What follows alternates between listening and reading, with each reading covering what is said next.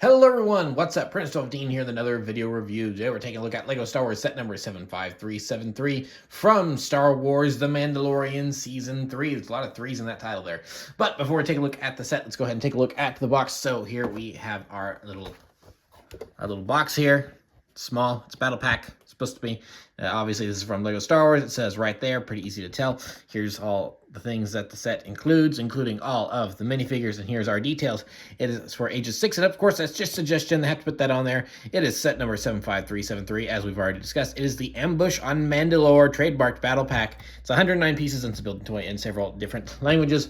On the back here, we have more of the things that the set does. It has some cool little play features.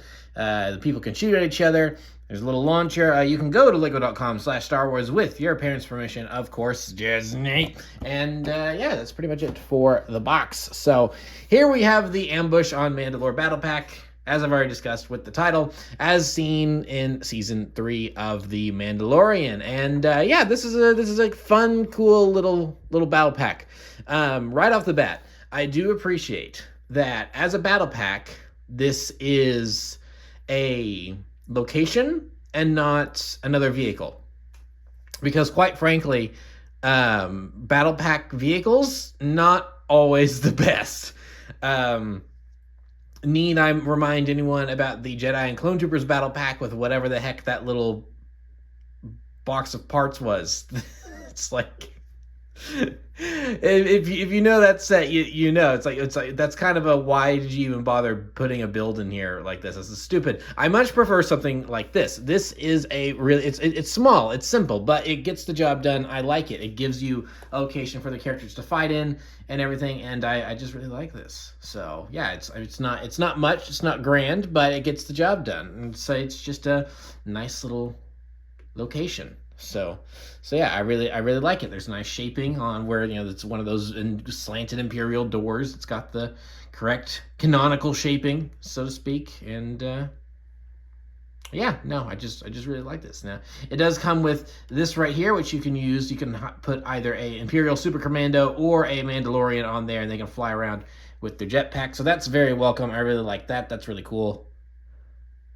And then you can twist them and get some cool poses going there. Just really like that.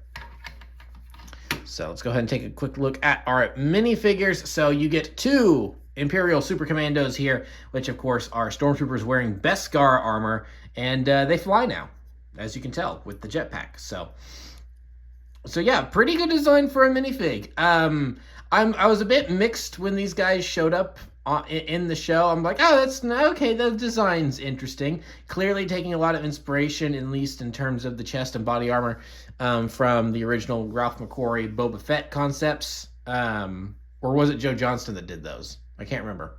Anyway, it's like clearly taking inspiration from the original Boba Fett concepts, since that was concept originally for Imperial Super Commandos before that idea was kind of scrapped and they had the one suit of armor already, so they just made him Boba Fett.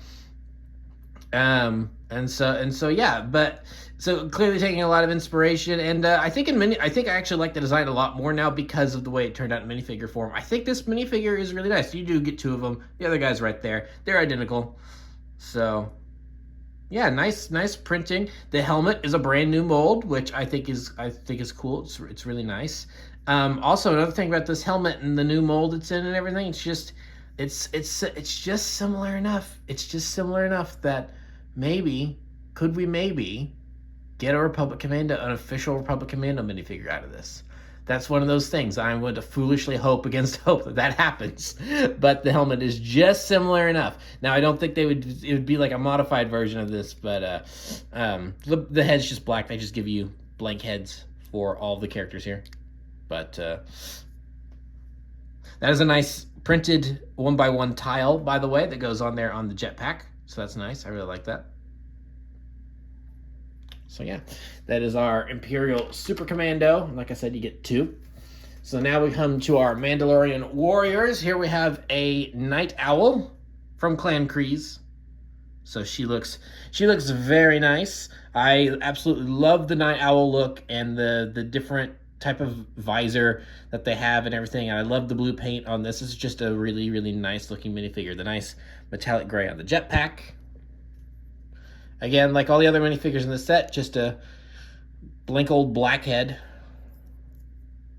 So some nice shiny silver printing on the legs. It's actually hard to get to show up on camera because it's actually so shiny. That's kind of funny.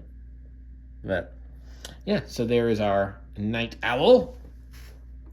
And then last but not least, we just got, if I don't drop them, and we have our just regular Mandalorian warrior here.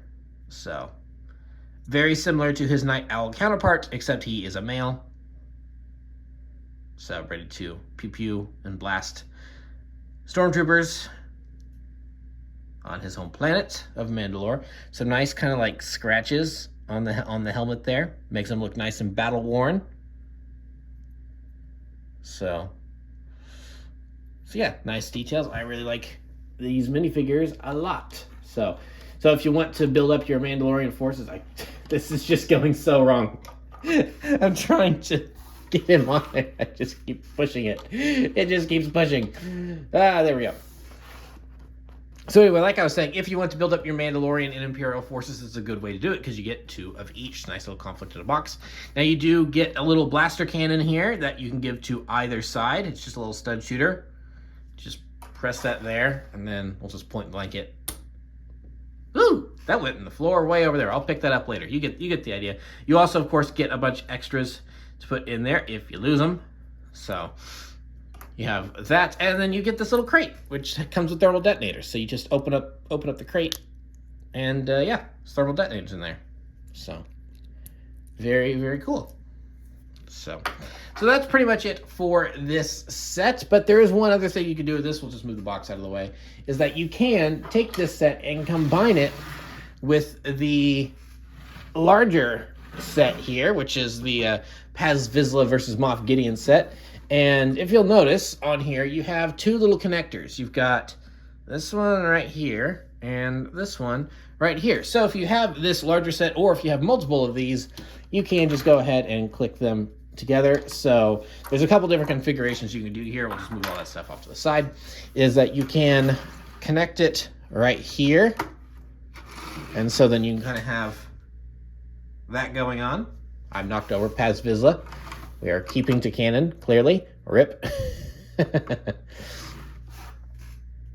So you can have that configuration, and then that just pulls apart like that. Or you can come over here, and then you can attach this clip to this point right here.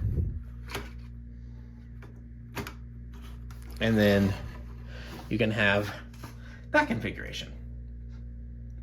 Now, I suppose if you really wanted to, you could reverse it, and you could actually. Well, hold on. No, that actually doesn't work. I just realized it's 2 different clips, so you can't turn around. Never mind. I thought I was being clever, and it's like, well, you could do this, but it'd be backwards, and it would look like this, and it would look wrong because it's backwards. But actually, they put the specific clips in certain places, so you can't actually do that. So it's one or the other, unless of course you modified the set on your own, which of course you're free to do because it is Lego and it is buildable that way. So that's a nice little extra thing. They didn't have to connect their sets like that, but they did, and I really appreciate that. I think that is really cool and gives you a nice kind of large play set to mess with.